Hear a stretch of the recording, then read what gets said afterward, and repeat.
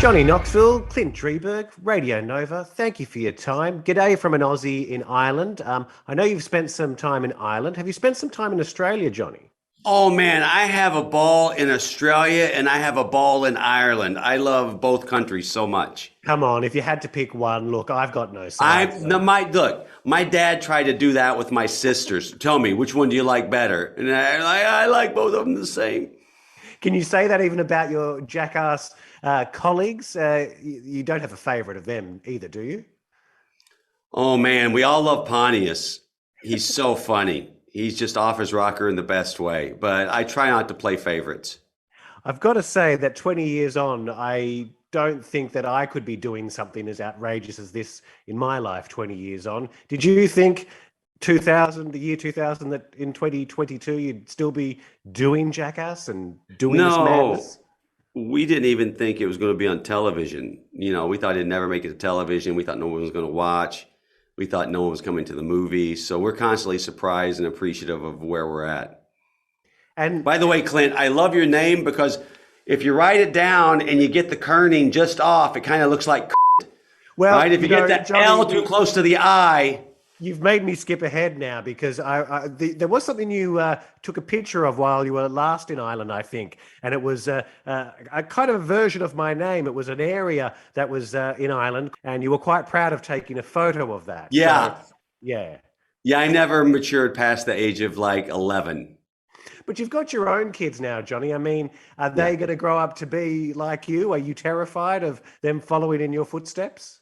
Well, yeah, they're not going to follow in my footsteps. I don't want them doing stunts or anything like that. But my boy, Rocco, he's a little excitable and he's wired like my father. So I have to watch out with him. In what way? Like, could he be? He's a little excitable. He's got that funny look in his eye. Okay. But you've got that funny look. Is that where it all started? You mentioned your dad there. Is this Yeah. you? Is it your dad we have to thank for you being this naughty boy? Or chastise.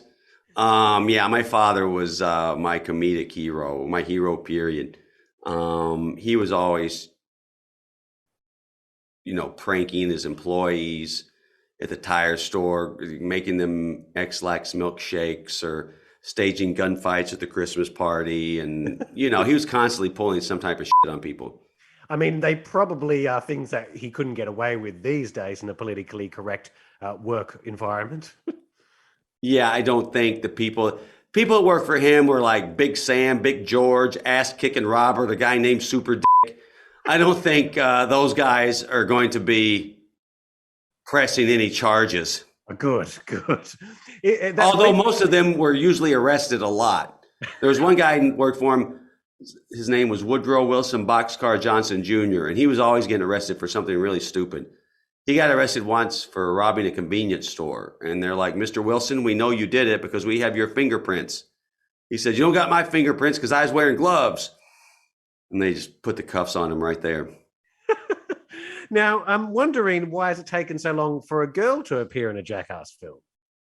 Well, we had a girl on the TV show and she got hurt. She hurt her back pretty bad.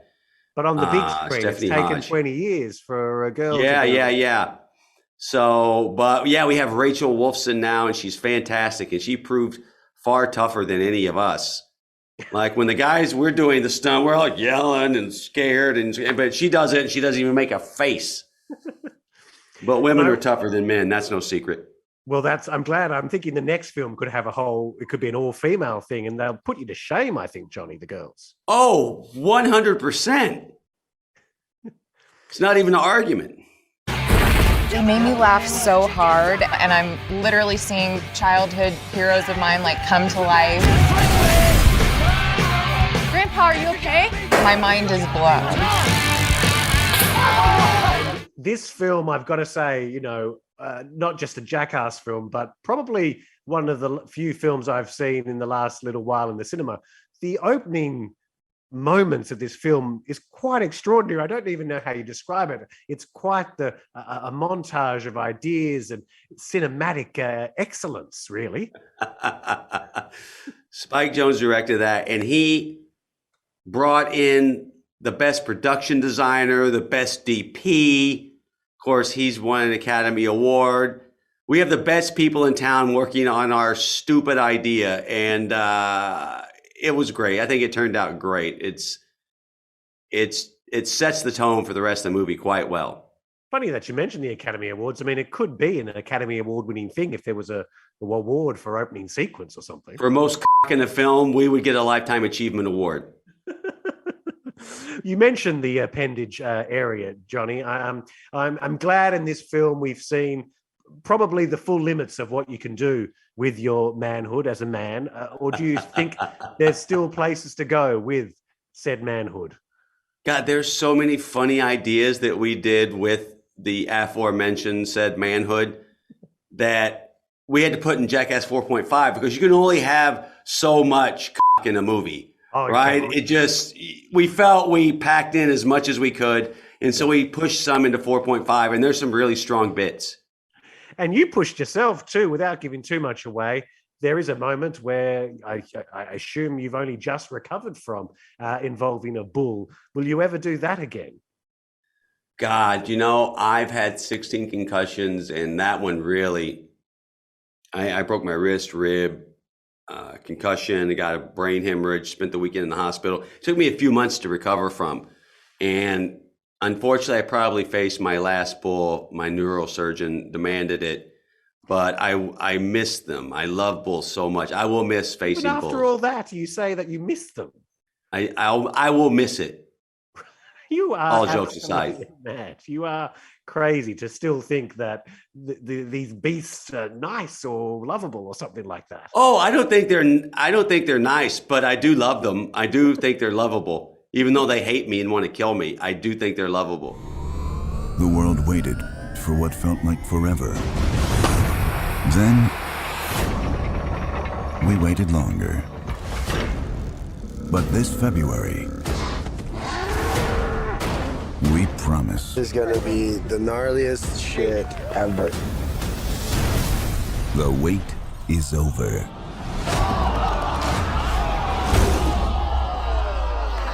Now, I wonder after all these years as well, are you ever surprised with who might be a fan of Jackass? I mean, I was telling my friend in Australia, a good friend of mine, Heather, a girl who I thought probably had, you know, not to be rude or anything, Johnny, I thought she had a different type of taste in film. She's a 40-year-old, high-achieving woman, beautiful, and watches drama and talks about it to me. And then I said, I'm talking to Johnny. And she went, oh, my God, I love Jackass. Wow. Are you surprised? Like, what's the greatest shock of a fan, a celebrity or someone who's come up to you and say, I love your films? I can't believe Heather likes our films. That's the biggest shock ever. Beautiful, smart girl like her. Don't get me wrong. I didn't mean it like that. I mean it like, are you surprised when, you know, the president of Taiwan comes up to you and goes, oh, I love your movies? You know, like. Yeah, I get that a lot from heads of state. I get that a lot. But no, we're very, very lucky and fortunate to have the fans we have. And sometimes, you know, someone's grandmother will be a fan or this or that. And it's just always funny and surprising. And I remember Bruce Dern wanted to be in this movie, but we didn't find out until the end, and we're shooting the opening. We saved the opening and close for the end. And we didn't find that out until too late, but we would have totally had Bruce Dern in there. He's an amazing actor. And I think the celebrities will keep lining up to do their cameos. There's a couple in this one too, Johnny.